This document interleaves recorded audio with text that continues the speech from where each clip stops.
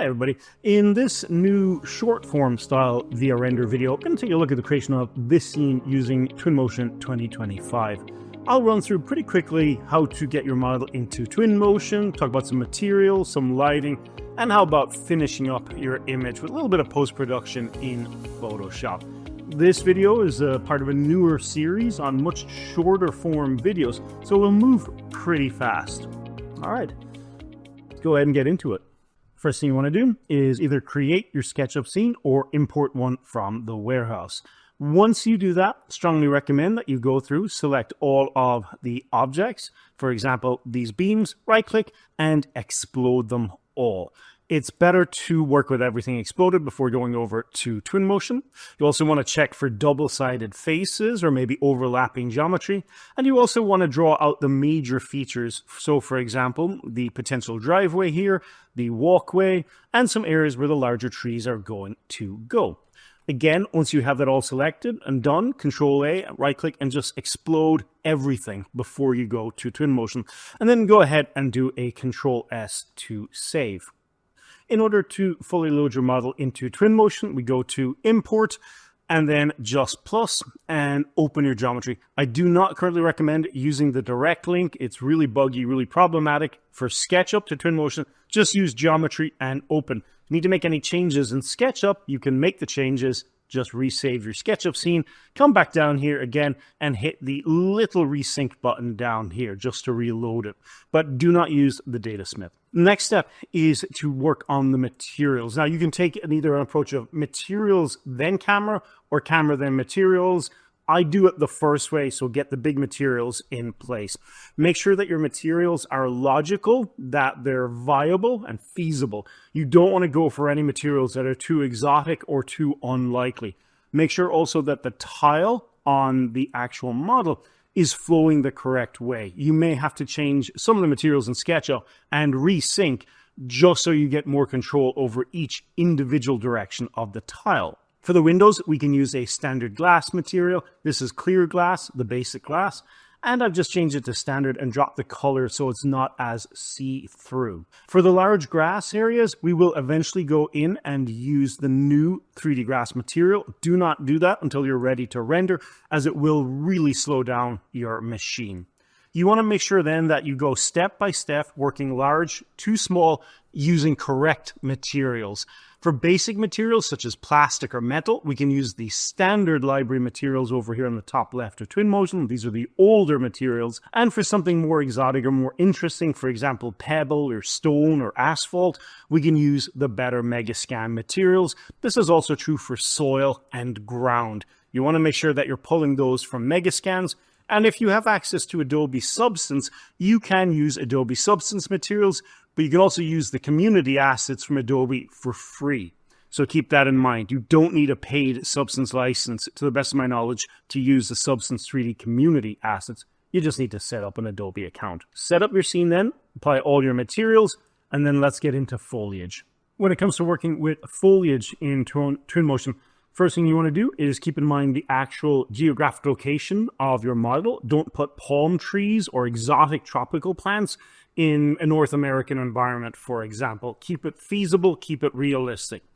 The good vegetation that Twinmotion has will be under trees, and you can download to some of the newer tree models that are not a part of Twinmotion's install by default. You will actually have to just download them. They're newer and a bit better quality.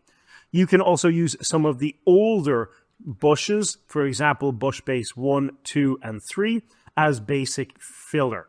Now, for better quality vegetation, you're going to go to the Megascans and you'll go to 3D plants.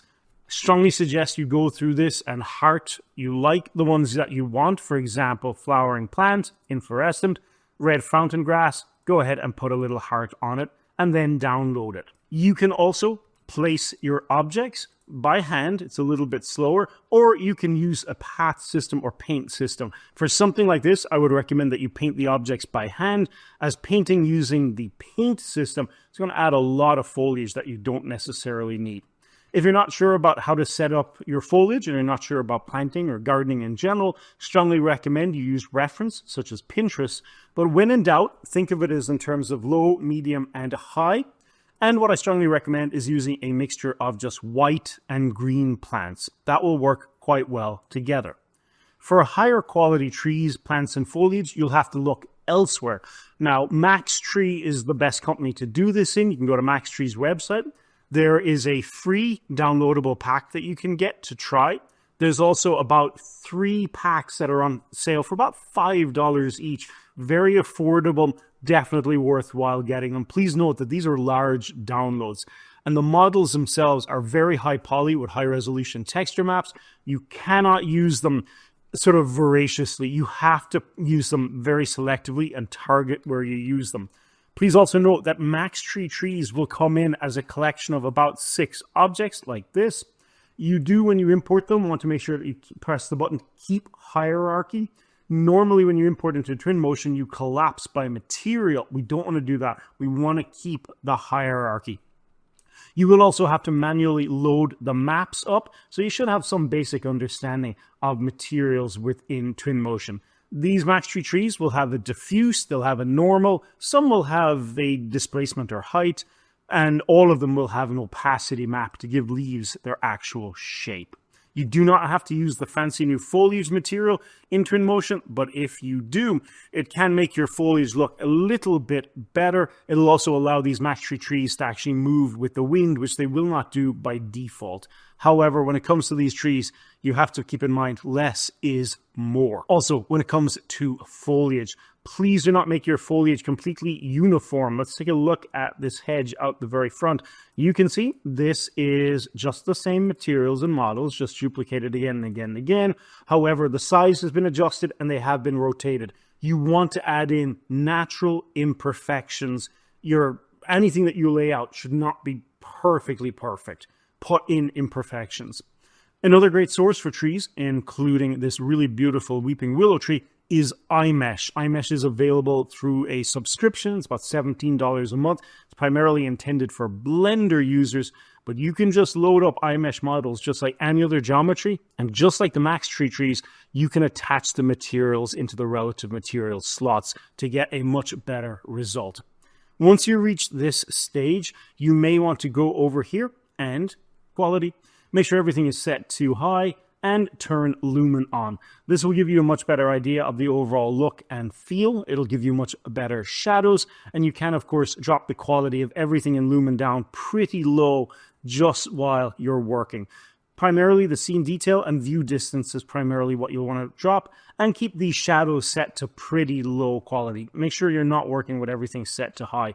Lumen now very closely resembles what you get with the path tracer, and that will be determined by the actual sky that you're using. In this case, what we're actually using is a HDRI backdrop. You can do this early on, or you can do it towards the end. I prefer to do it early on so you get an idea of how the overall lighting in your scene will look. When you're finally ready to set up your shots, even if you haven't finalized your lighting, a couple of things to keep in mind. Firstly, all of this will go through the camera settings and the media tab on the bottom. The most important thing will be the actual focal length of your camera. I strongly recommend that you do a bit of research into the focal length, especially if you have no background in photography or video editing or anything like that. So focal length, generally speaking, focal length of about 15 to 25 for exteriors, and really about 30 all the way up to potentially 80 for interior shots, depending on how close you want to get to an object. If you're not sure, just use the focal slider length and move up incrementally until you get the look you want. You can also, under the camera setting, go all the way down to the composition overlay, turn on the grid, and you have a rule of thirds grid built into Twinmotion. You have other options here, but this is the basic one. This is all you actually need. And you just want to line up really where these lines overlap, these action points. This will help with the composition of your image. And again, if you're not sure, Pinterest is a great place to go look for some reference and just try and match your reference. The next thing that will be important is the overall lighting. When it comes to picking the environment, I strongly recommend that unless you're looking for dappled shadows, don't use the dynamic sky. So stick to the HDRI. The HDRIs are a high dynamic range image. They have far more color information baked into them, and you will get a more naturalistic result you won't necessarily get very harsh shadows, so keep that in mind. As for which HDRI you pick, or whether you use Skydome or Backdrop, doesn't really massively make a difference. But generally speaking, when it comes to the HDRIs, you want to try and maybe avoid ones that feature a lot of background information. So for example, we can see this one right here. As I rotate this, you can see I've got a lot of built-in trees and things like that. You have some options to adjust the size and the height offset, but for a lot of users, this is probably a step too far. Times of day that you want to avoid in your HDRIs, try and avoid doing full night renders. Most people will just put on a really dark sky HDRI, like a nighttime one. That is not accurate. Most night skies are not that dark, and they don't have a lot of light, additional light sources that you would get in a nighttime environment. So avoid those at all costs. After that, it's just a case of picking the HDRIs you like. Great source for HDRIs is Polyhaven online. It's a resource primarily for Blender users, but they have an enormous collection of HDRI or high dynamic range images available for free, or you can make a donation to support them. The HDRI is one of those moments where you'll spend a lot of time trying different lighting skies, trying different lighting environments, trying to figure out the mood and atmosphere of your actual image. You can also take a look at the Facebook users group to see what other users are actually using and try and replicate their result. In this case, I'm using Approaching Storm. You can see that it does have some trees in the background. It has a relatively kind of blue sky, a little bit desaturated, and it's got a very bright hot spot. When it comes to the shots themselves, make sure to try and mix in establishing shots, shots that show off the frontal area of the building, or show the building from interesting angles that encapsulate the entire building, give the viewer an idea of the scale and the overall look and dimensions of your building. You should also add in a few more cinematic or visually interesting shots, so try and balance a mixture of light. For example, here we've got light coming through the trees, and then we've also got some warmer elements within the scene. In an ideal situation, you'll have a nice balance between cools and warms, which will make for a very visually appealing image. And it's also nice to break up images of just the actual building itself under different lighting environments with shots of objects within the scene. So take some time to set up maybe 2 or 3 shots of just the actual sort of decorative elements. In this case, we've got the patio outside on the right side of the building. We're taking a bit of time to bring in some really high quality models and set up what we might consider more cinematic or dramatic shots. You want a nice blend between establishing shots and these far more detailed close-up shots. When it comes to exporting your work, strongly recommend that you take the time to export in 8K. You don't necessarily need to leave the images at 8K, but 8K is a very good resolution. It's a nice balance between render time and super high fidelity if you're using the path tracer. In Twinmotion, if you are rendering video, you really should be using Lumen, which is its own separate video to talk about. But if you're rendering still images, the gold standard is still the path tracer, and that is what I recommend. Lumen's handling of light, shadows, and reflections has gotten better, but it's still not anywhere near the quality of the path tracer. And before you commit to your full path traced renders, please think about doing smaller 2K, lower quality renders, and just check the standard and quality of your work. Now, here's the most important part. Let's take a look at the overall settings really quickly. I'm going to go to image number 15. I'm going to turn on the path tracer. I'm going to put this down to medium just so we can talk about and see the overall result. When it comes to render settings, please note that high will be fine for 90% of your work. You don't necessarily get a massive increase in quality by cranking the settings, but you do get an increase in time. If you're going above 250 samples per pixels, it's exponentially slower. Okay, environment settings that are really, really important, and there's no magical one for all of these. Every image will be slightly different. So in this scenario, we're using this Gnome Field Sunrise 8K, very beautiful HDRI render. And you can see we've basically have directional light set to match the HDRI, leave that as is, turn off everything else. That's fine. Again, under the camera settings, you will have to turn off auto exposure. You need to do this for every image, every video. You need to be in control of the exposure, which is the light coming into the camera lens. Set that manually on a per image basis. White balance will determine basically the overall like blue or warm tint of the actual image. And then we do have a tint slider, which again, you can move this to the left or move this to the right to get a look that you were going for. It's very high powered, so less is more on the tint. Local exposure is of critical importance. This allows you to fine tune the highlights and the shadows of your image. You want to turn this on, and you will want to take manual control of this depending on, for example, how much of the brightest parts of the image or the darkest that you actually want to see. Please try and avoid super 100% dark shadows and 100% blown out highlights. It's not particularly natural, so just keep that in mind. In addition, we already talked about the focal length of the camera. Turn on vignetting just a little bit, 20 to 40 is fine, and turn on sharpness. Somewhere between 15 to 30% should be enough.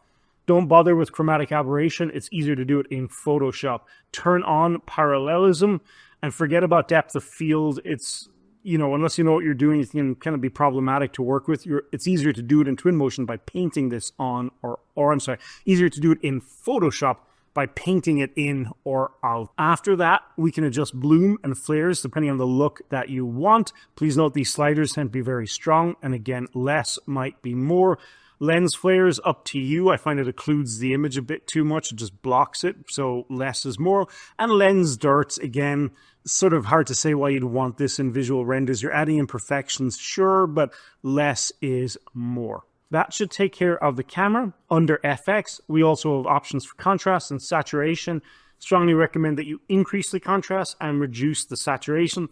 You also have color gradients here. These are really powerful, and I do recommend that you take the time on a per image basis to go through and just see how these change your image. You may find that you do prefer one particular look. I've used the cinematic ones, I've used the Vice ones, and I've used the Fuji and Midday. Those have all looked good. There are some, like these hipster ones, that just look terrible. Don't bother with those.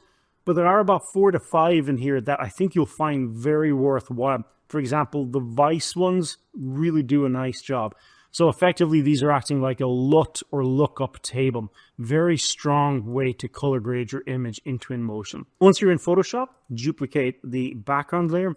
And if you're going to add any painterly light effects like light or sun rays, this is the time to do it. You can do that relatively easy by just grabbing your paintbrush. Make sure it's set to a soft, fluffy paintbrush, and just scale it up. And the easiest thing to do is going to be to just sample from the actual colors within the scene. So we've got our paintbrush selected here. I'm going to put the size up. Hold down Alt to switch to the eyedropper. Sample from the area of light. Paste that in. And then change the blend mode of this to lighten or screen and drop the opacity down. All right, once that's looking good, we're ready to go into Camera Raw. Merge this layer down. Filter and Camera Raw. Once you're in Camera Raw, strongly recommend that you take a look at 2 different ways to get a jump start on post-production. The first is going to be going to the Profiles, Color, Browse, and maybe pick from these modern ones. These are really nice, and they allow you to kind of just get a jump start on the overall look of your render. So for example, Modern 8 works really well. You can also go to the presets. I have a lot of these loaded up. I've picked these up over the last couple of years. You can buy really good presets for Lightroom. You can also just make your own, but there's some really good ones available for free as well. Once you've done those, it's time to go through all of the settings slowly, making incremental changes. There's no perfect setting for this. You will want to go in and do this on a per image basis. Adjust the light, adjust the effects, add in a little bit of texture, clarity, and if you want your work to be a bit more dreamy and ethereal, mess with the dehaze slider. It will give a very ethereal quality. Lastly, we can come down and do some of the color mixture, so we can make some of the colors look a bit more vivid or a bit more desaturated depending on the result you're going for. Lastly, we can use the lens blur effect, the new lens blur effect within Photoshop, to bring in some Photoshop-driven lens blur. So what that means is basically we're asking Photoshop to create depth of field for us, or you can also come over here to the blur brush and paint it in yourself. Once you're done with the post-production, save your image at whatever resolution you've been hired to basically render at. So for example, 4K, or drop it down to 6K. 6K is a nice blend of, obviously a little bit better than 4, but not as heavy as 8K, which most people really won't pick up on an 8K. So 6 is a very nice sort of resolution to work in at the moment. You just got to do that then for pretty much every one of the images that you've worked with. If you plan on taking these images into an AI enhancer, absolutely go for it. However, a couple of things on that. Please be aware that the really good AI enhancement tools are effectively paid for or behind a paywall. So, buyer beware a little bit of that. But once you're done with that, your work is done. And we've made it to the end of the video. If you've made it to the end of the video, thank you so much for watching. I hope you found this short form version to be a little bit more quicker and a little bit more to the point. So thank you so much.